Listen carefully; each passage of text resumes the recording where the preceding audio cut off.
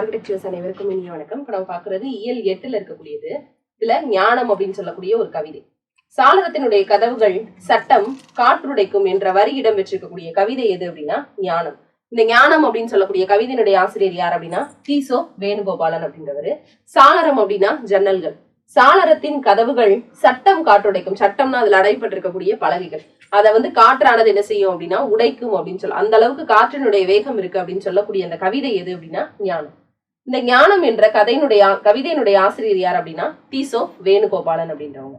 அடுத்ததா கோடை வயல் எனும் தொகுப்பினுடைய ஆசிரியர் யார் அப்படின்னா தீசோ வேணுகோபாலன். கவிஞன் யாரோர் காலக்கணிதம் என்ற வரிகள் இடம்பெற்றக்கூடிய கவிதை காலக்கணிதம். கவிஞர் கண்ணதாசனினுடையது இந்த காலக்கணிதம் அப்படின்றது. கவிஞன் யானோர் அப்படின்னா நான் ஒரு காலக்கணிதம் அப்படின்னு சொல்லக்கூடிய வரி காலக்கணிதம் அப்படின்ற கவிதையில இடம்பெற்றிருக்கு.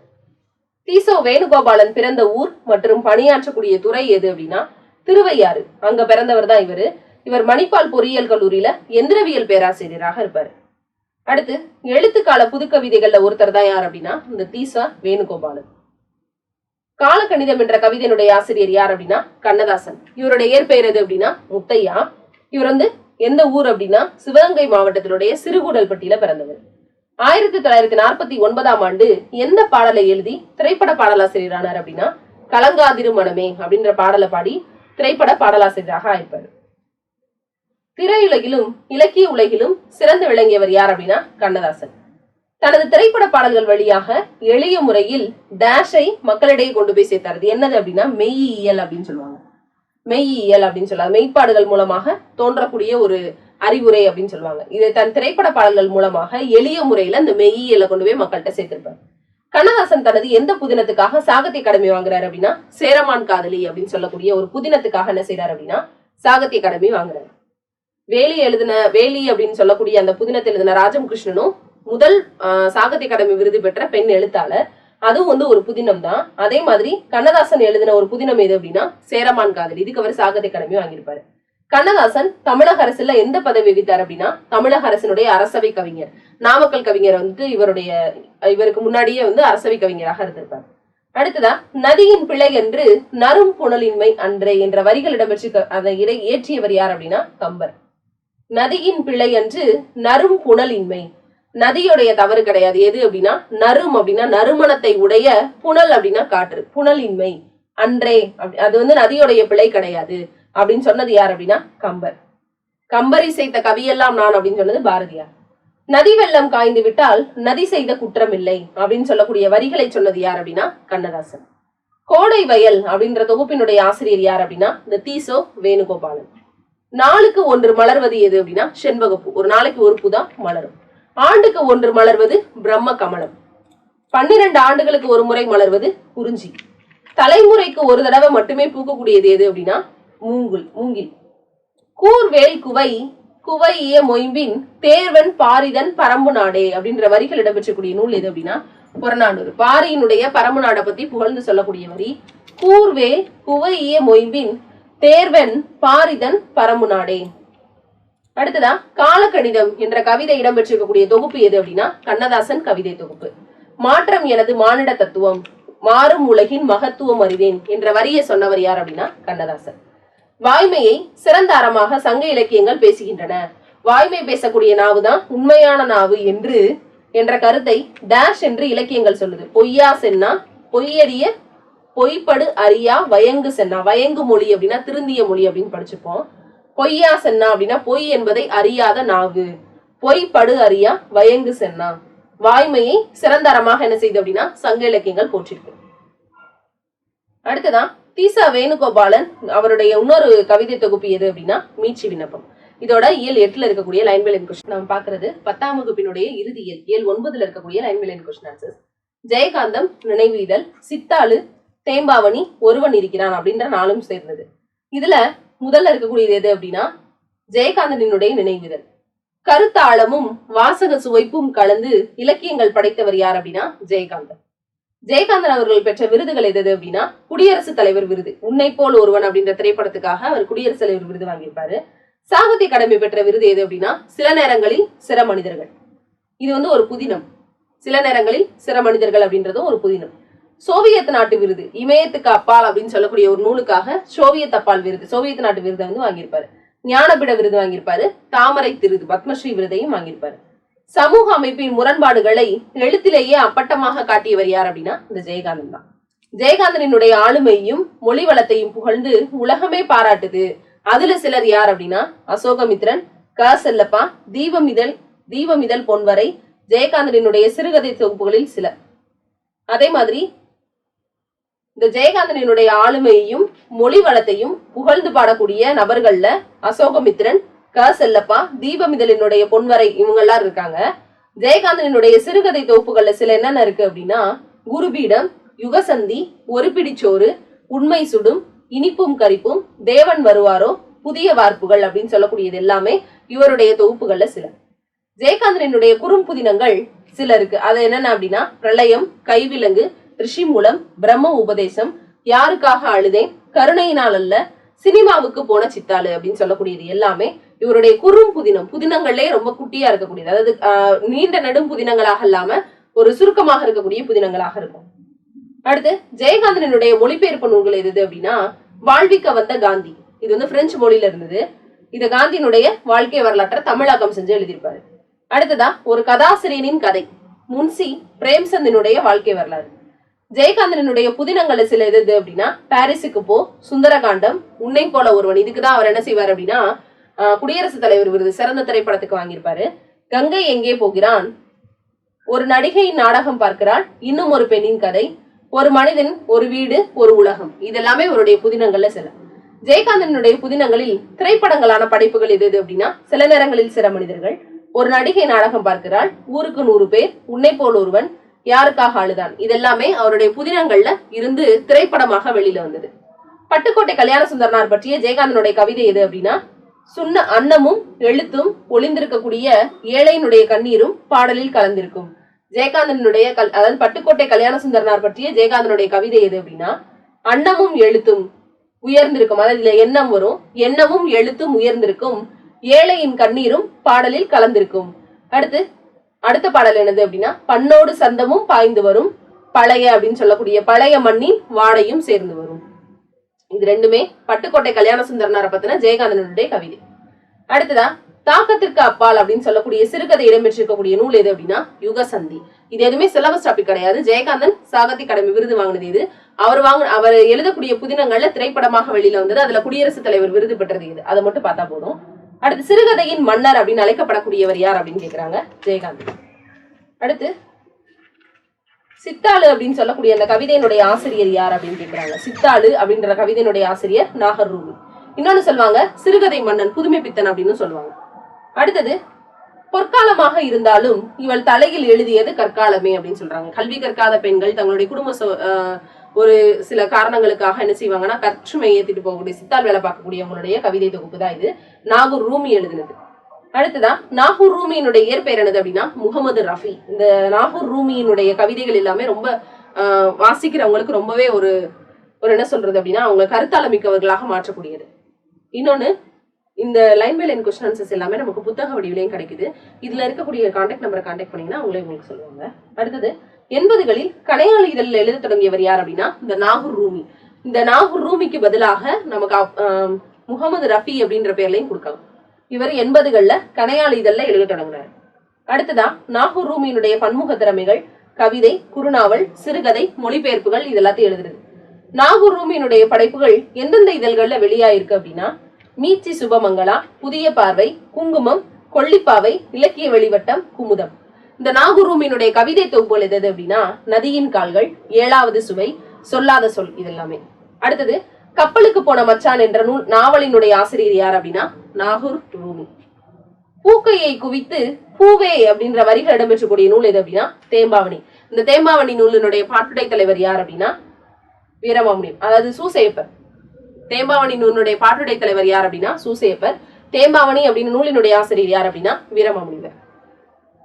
அடுத்ததா இவர் எழுதின அந்த குட்டி தொல்காப்பியம் அப்படின்னு சொல்லக்கூடிய தொன்னூல் விளக்கம் வந்து ஒரு இலக்கண நூல் வீரமாமுனிவருடையது.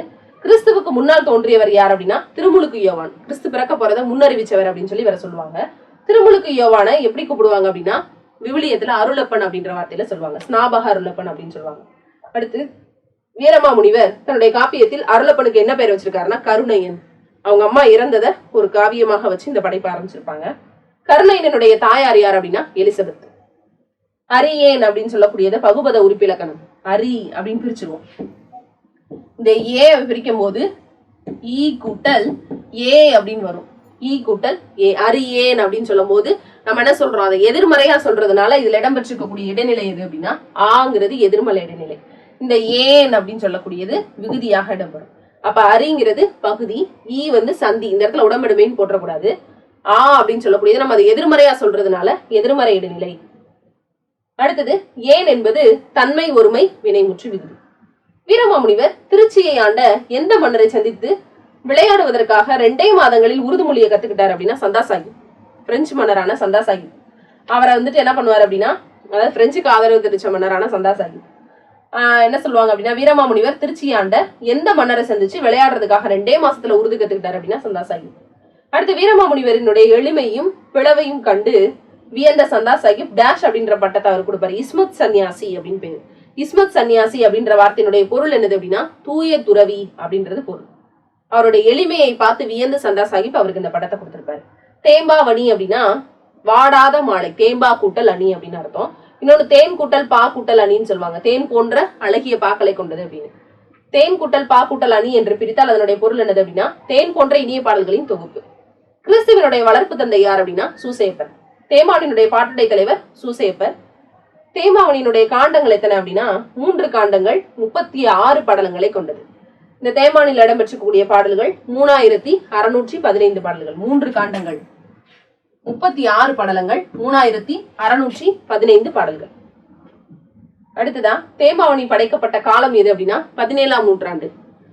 17ஆம் நூற்றாண்டு குமரகுருபரர் காலத்தை ஒட்டி இருக்கக்கூடியது. வீரமாமுனிவருடைய இயற்பெயர் என்னது அப்படின்னா கான்ஸ்டன்ட் ஜோசப் ஃபெஸ்கி. தமிழின் முதல் அகராதி எது அப்படின்னா சதுரகராதி. இதோட ஆசிரியரும் வீரமாமுனிவர் தான். சதுரகராதி அப்படின்னு நூலினுடைய ஆசிரியர் வீரமாமுனிவர். தொன்னூல் விளக்கம் அப்படின்னு இலக்கண நூலினுடைய ஆசிரியர் வீரமாமுனிவர். இதுக்கு இன்னொரு பேர் குட்டி தொல்காப்பியம் அப்படின்னு சொல்லுவாங்க. வீரமாமுனிவர் எவற்றையெல்லாம் படைச்சிருக்காரு அப்படின்னா சிற்றிலக்கியங்கள், உரைநடை நூல்கள், பரமார்த்த குருகதை, இது ஒரு நகைச்சுவை கதை, மொழிபெயர்ப்பு நூல்கள். ஒருவன் இருக்கிறான் அப்படின்ற கவிதையினுடைய ஆசிரியர் யார் அப்படின்னா கு அழகிரிசாமி. ஆலங்கானத்து 5 வர இழுத்து அரசு படரமர் உலக்கி அப்படின்ற வரிகள் இடம்பெற்றக்கூடிய நூல் வந்து மதுரை காஞ்சி. 5 வர இழுத்து அரசமட படரமர் உலக்கி, அதாவது ஆலமரத்தின் அடியில் அமர்ந்திருக்கக்கூடிய ஈசனை அரச மரத்து அடியில் அமர வச்சு உலக்கி அப்படின்ற வரிகள் எதில் இடம்பெற்றிருக்கு அப்படின்னா மதுரை காஞ்சி. அடுத்து கரிசல் எழுத்தாளர்களில் வரிசையில் மூத்தவர் யார் அப்படின்னா இந்த கு அழகிரிசாமி. அரசு பணியை உதறிவிட்டு முழுவதுமாக எழுத்து பணியை மேற்கொண்டவர் தான் யார் அப்படின்னா இந்த கு அழகிரிசாமி. இந்த அழகிரிசாமி யாருக்கு எழுதிய கடிதங்கள் இலக்கிய தரம் வாய்ந்தது அப்படின்னா கீரா அப்படின்னு சொல்லக்கூடிய கி ராஜநாராயணனுக்கு எழுதின கவிதை. அடுத்து அழகிரிசாமியினுடைய சிறப்புகள் எது அப்படின்னா பல இதழ்கள்ல பணியாற்றிருக்கிறாரு. மென்மையாக நகைச்சுவையும் சோகத்தையும் ததும்ப கதை படைக்கிறதுல அவர் வல்லவர். அதே மாதிரி பதிப்பு பணிகள்ல அவர் வந்து சிறந்து விளங்கியிருக்காரு. நாடகம் மாதிரி பல துறைகள்ல பணியாற்றிருக்காரு. திறனாய்வு நூல்கள் நிறைய படைச்சிருக்காரு. அடுத்ததான்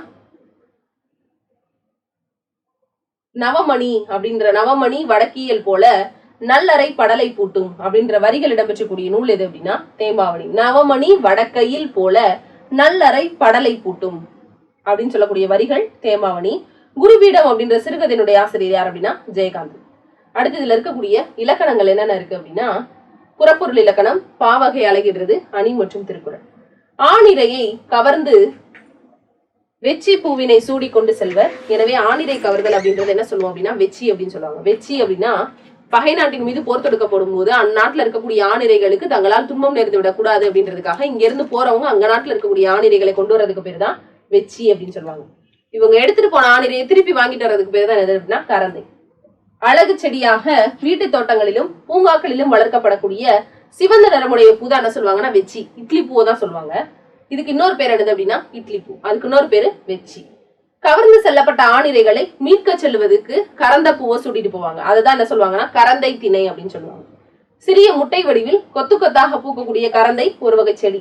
நறுமணம் மிக்க இது செம்மை நிறம், இளஞ்சிவப்பு, நீலம் கலந்த சிவப்பு, இந்த மாதிரி பல நிறங்கள்ல கிடைக்குது. இதுக்கு இன்னொரு பேரு கொட்டை கரந்தை அப்படின்னு சொல்லுவாங்க. மண்ணாசை காரணமாக பகைவர் நாட்டை கைப்பற்ற கருதி வஞ்சி பூவை சூடி போருக்கு போறது. முதல்ல வந்து வெச்சியும் கரந்தையும் முடிஞ்சிருச்சு. அடுத்து மண்ணாசை காரணமாக அந்த நாட்டை வந்து பிடிக்கணும் அப்படின்ற ஒரு ஆசை காரணமாக வஞ்சிப்பூவை சூடிட்டு போறது வஞ்சித்திணை. பளபளப்பான மெல்லிய பூவின் இதழ்களில் வெள்ளிய பஞ்சு போன்று நுண் மயிரி அடைந்துள்ளது. அது என்ன சொல்லுவாங்கன்னா வஞ்சி அப்படின்னு சொல்லுவாங்க. தன் நாட்டை கைப்பற்ற வந்த ஒரு அரசன் வந்து வஞ்சிப்பூவை சூடி போருக்கு வந்துட்டாரு. அப்படி வரும்போது அவர் எதிர்த்து என்ன செய்வாங்க, மாற்றரசனோடு காஞ்சி பூவை சூடி எதிர்த்து நின்று போரிடுறது காஞ்சி திணை. கொத்து கொத்தாக பூக்கும் நீல நிற மலர்கள் கொண்ட அழகான மனமுள்ள காஞ்சி அப்படின்றது ஒரு வகையான குறுமரம் அப்படின்னு சொல்றாங்க. அடுத்து அப்படி வந்து எதிர்த்து போரிடுறாங்க. அதே மாதிரி கோட்டையை காத்தல் வேண்டி உள்ளிருந்தே முற்றுகையிடப்பட்ட பகையரசனோடு வெச்சி பூவை சூடி போரிடுறதுக்கு பேர் தான் நொச்சி திணை.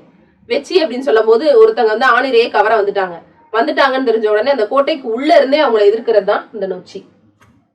நொச்சி அப்படின்றது மணி நொச்சி, கருநொச்சி, மலை நொச்சி, வெண்ணொச்சி அப்படின்னு பல வகைகள் இருக்கு.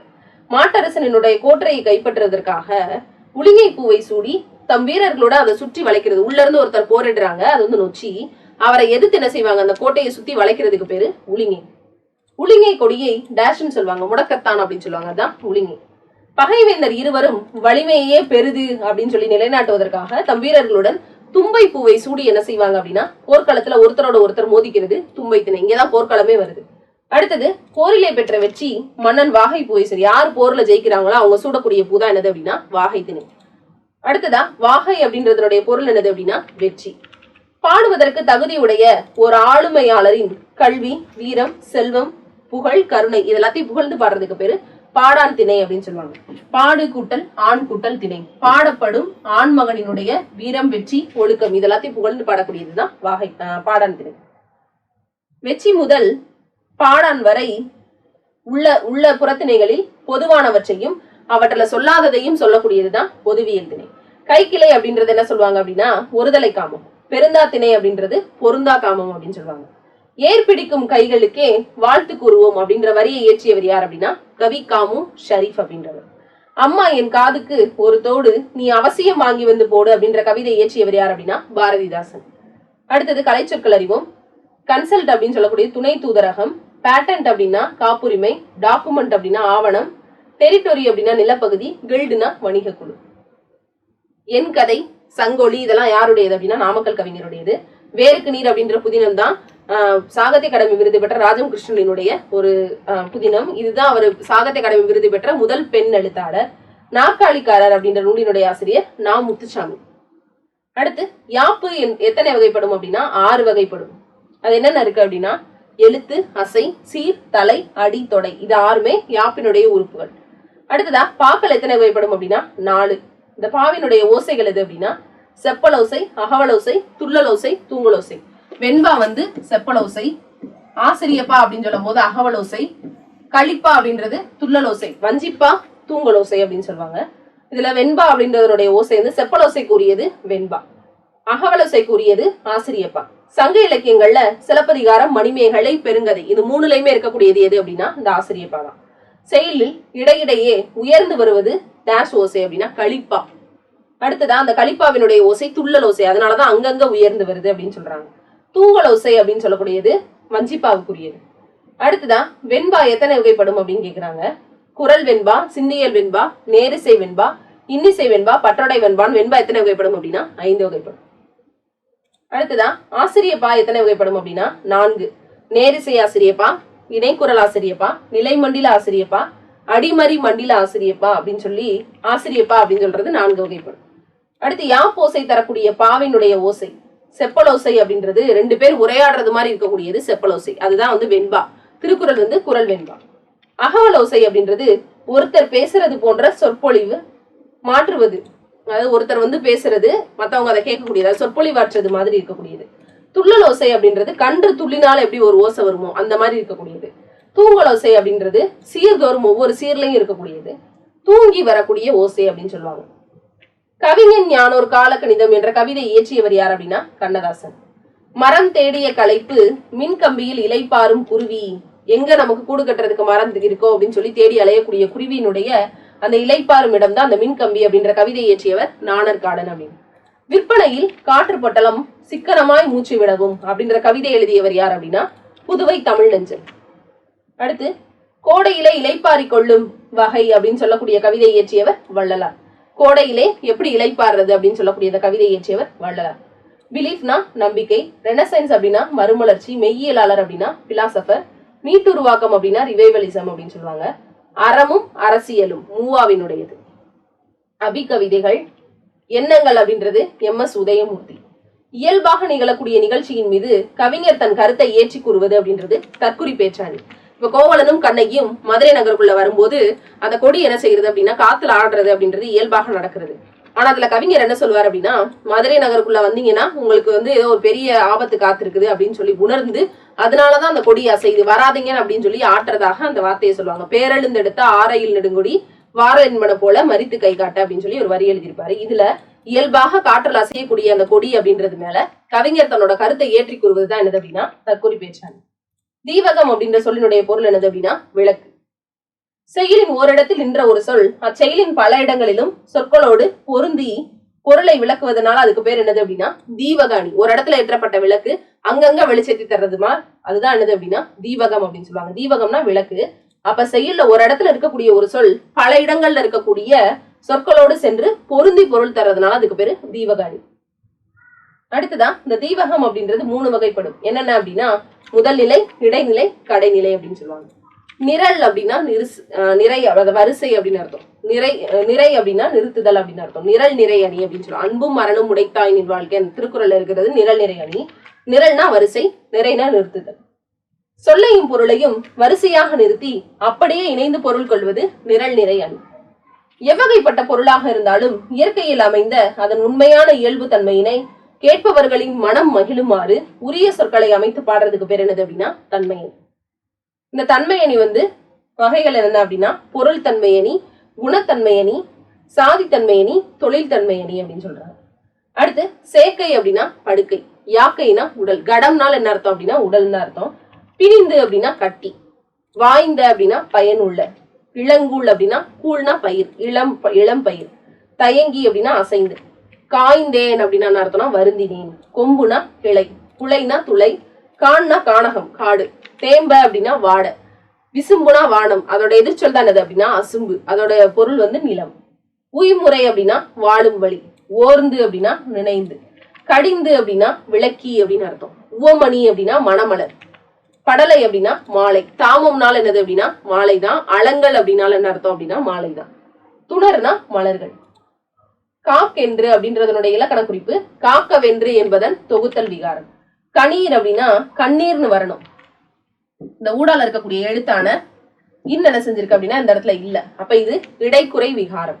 உய்குறை அதாவது உய்முறை செய்முறை இது ரெண்டுமே என்னது அப்படின்னா முக்காலத்தையும் காட்டுறதுனால வினை தொகை. மெய்முறை அப்படின்னா மெய்யை உடைய முறை அப்படின்னு சொல்லுவாங்க. 2ஆம் வேற்றுமை உருவான ஐ மறைஞ்சு வர்றதுனால இது வேற்றுமை தொகை. கைமுறை அப்படின்னா கையால் செய்யக்கூடிய முறை அப்படின்னு சொல்லக்கூடிய சில வார்த்தைகள் உள்ள மறைஞ்சு வர்றதுனால அதாவது வேற்றுமை உருவும் பயனும் உடன் தொக்கிய தொகை. ஒளித்து அப்படின்றதனுடைய பகுபத உறுப்பிலக்கணம், இதனுடைய கட்டளை சொல் அல்லது வேர் சொல் எது அப்படின்னா ஒளி அப்படின்றது ஓசை, ஒளித்தல் அப்படின்றது. இத்து அப்படின்றது சந்தி, இந்த தூவை பிரிக்கும் போது இத்து கூட்டல் ஊ, இத்து இட்டு இரின்னு இறந்த கால இடைநிலை, ஊ அப்படின்றது வினை எச்ச விகுதி. அடுத்ததான் எவ்வகை பொருளும் மெய்வகை விளக்கும் என்ற வரிகள் இடம்பெற்றக்கூடிய நூல் தண்டின் எழுதின தண்டியலங்கம். அடுத்ததா ஹியூமனிசம் அப்படின்றது மனித நேயம், கேபினட் அப்படின்னா அமைச்சரவை, கல்ச்சரல் பவுண்டரிஸ் அப்படின்னா பண்பாட்டு எல்லை, கல்ச்சரல் வேல்யூ அப்படின்னா பண்பாட்டு விழுமியங்கள். யானை சவாரி அப்படின்னு நூலினுடைய ஆசிரியர் யார் அப்படின்னா பாவண்ணன். கல்மரம் அப்படின்னு நூலினுடைய ஆசிரியர் திலகவதி. அற்றை திங்கள் அவ்வெண்ணிலவில் அப்படின்ற நூலினுடைய ஆசிரியர் த முருகேச பாண்டியன். பொருள் அல்லவரை பொருளாக செய்யும் பொருள் அல்லதில்லை பொருள், இதுல என்ன அணி பயின்று வந்திருக்கு அப்படின்றாங்க. பொருள் அல்லவரை அப்படின்னா ஒரு பணம் எதுவுமே இல்லாதவரை பொருளாக செய்யும் பொருள் கொண்டவராக மாற்றக்கூடியது எது அப்படின்னா பணம் தான். அந்த பொருள் அல்லதில்லை, அந்த மாதிரி இருக்கக்கூடிய பணத்தை விட வேறு சிறந்த பொருள் எதுவுமே இல்லை அப்படின்றாங்க. அப்ப இந்த பொருள் அப்படின்ற வார்த்தை மட்டும்தான் ஒண்ணு, அதனுடைய மீனிங் அப்படின்றது வேற வேற வந்திருக்கு. அப்ப அந்த சொல் மட்டும் அடுத்தடுத்து வர்றதுனால அது சொல் பின்வரும் நிலை. அடுத்து குன்றேறி யானை போர் கண்டற்றால் தன் கை தொன்று உண்டாக செய்வான் வினை என்ற குறள்ல என்ன இருக்கு அப்படின்னா ஓமையணி. தன் கை கண்டற்றால் அற்றுன்ற ஓம உருவு வெளிப்படையாக வந்திருக்கிறதுனால குன்றின் மீது ஏறி யானை போர் பாக்குறது அப்படின்றது ரொம்ப பாதுகாப்பானது. கீழே இருந்தா நமக்கு யானை போரை பார்க்க முடியாது, நமக்கு ஆபத்து ஏற்படும் சொல்லுவாங்க. அப்படி இருக்கிறது அப்படின்றது தன்னுடைய கைப்பொருளை கொண்டு தான் வாழ்வதற்கு சமம், எந்த பாதிப்புமே கிடையாது. அப்போ ஓமையின் இன்மையில் இன்மையின் இன்னாத யாதனின் இன்மையின் இன்மையே இன்னாதது அப்படின்னு. இதுல சொற்பொருள் பின்வரும் நிலையின்றாங்க. வறுமையிலேயே கொடியது எது அப்படின்னா இன்மையின் அப்படின்னா வறுமையின், இன்னாத அப்படின்னா வறுமையிலேயே முடியாதது எது அப்படின்னா இன்மையின் இன்மையே, வறுமையிலேயே மிகப்பெரிய வறுமை தான், கொடுக்க முடியாதது அப்படின்னு சொல்லக்கூடிய வறுமை தான் அப்படின்னு சொல்றது. இன்மைங்கிறது அதே பொருள்ல இல்லை அப்படின்ற பொருள்ல திரும்ப திரும்ப வந்திருக்கிறதுனால இது சொல் பொருள் பின்வரும் நிலையில். தேவர் அணையர் கயவர் அவரும் தான் மேவன செய்தொழுகலாம். அப்ப இதுல என்ன சொல்லிருப்பாங்கன்னா தேவரும் கயவரும் ஒண்ணுதான் அப்படின்ட்டாங்க. தேவர் அணையர் கயவர்ன்ட்டாங்க. தேவரும் கயவரும் ஒப்பானவர்கள். ஆனா அவர்தம் மேவன செய்தொழுகலாம். இதுல யார் மேன்மையானவற்றை செய்யறாங்க அப்படின்னா இந்திரலோகத்துல இருக்கக்கூடிய இந்த தேவர்கள் தான் அப்படின்னு சொல்லி அவர்களை அரக்கர்களிடமிருந்து வேறுபடுத்துறதுனால இது புகழ்வதை போல பழிப்பது போல புகழ்வதும் எது அப்படின்னா வஞ்ச புகழ்ச்சி. இதோட இந்த 10th இருக்கக்கூடிய line by line question answers முடியுது.